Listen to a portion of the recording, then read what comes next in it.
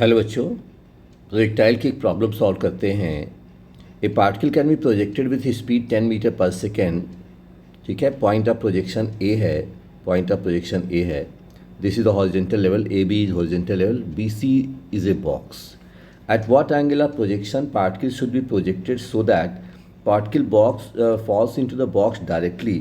Box is at horizontal level. Box horizontal level है, box की width है 1 metre.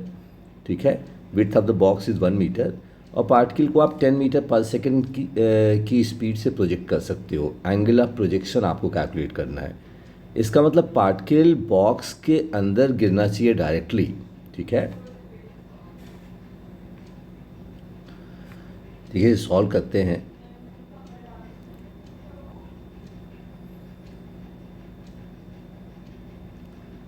In this question, we will get range of angle.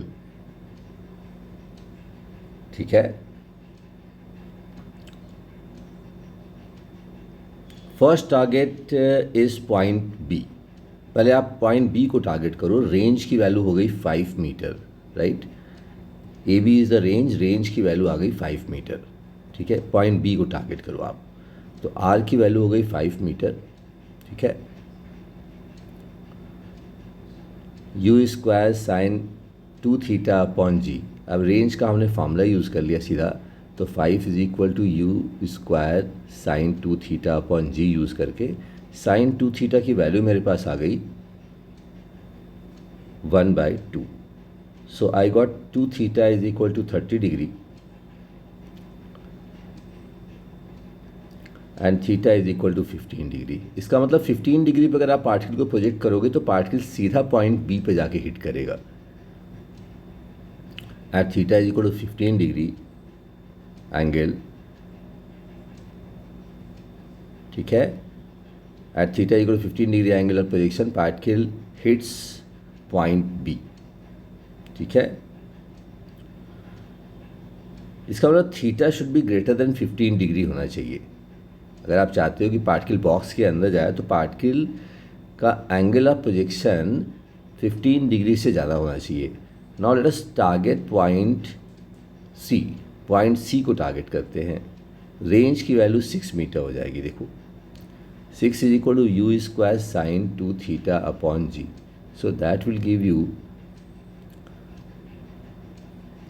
Upon 10।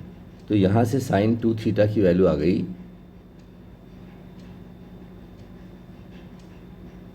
3/5। That is 2 theta is 37 degree, theta is equal to 18.5 degree. मतलब अगर आप particle को 18.5 degree angle पे throw करोगे तो पार्टिकल सीधा बॉक्स के अंदर जाएगा। इसका मतलब 18.5 से कम होना चाहिए, थीटा की वैल्यू 18.5 से कम होना चाहिए। ठीक है, अगर 18.5 पे थ्रो करोगे तो पार्टिकल सी पे जाके हिट करेगा। Theta should be less than 18.5 degree. तो सी theta belongs to 15 degree to 18 degree, right, 18.5 degree.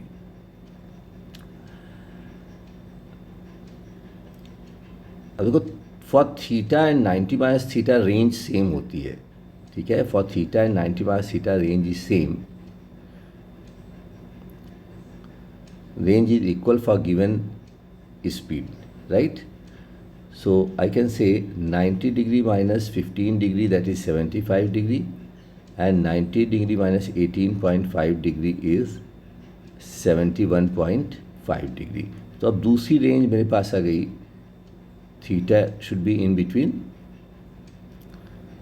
Second angle range is 17.5 degree to 75 degree. So अगर मैं इन दोनों रेंजेस को ऐड कर दूं तो final angle is, final answer क्या आएगा? Theta belongs to 15 degree to 18.5 degree and 71.5 degree से लेकर के 75 डिग्री के बीच में पार्टिकल को थ्रो करना होगा। ठीक है, तो देखिए,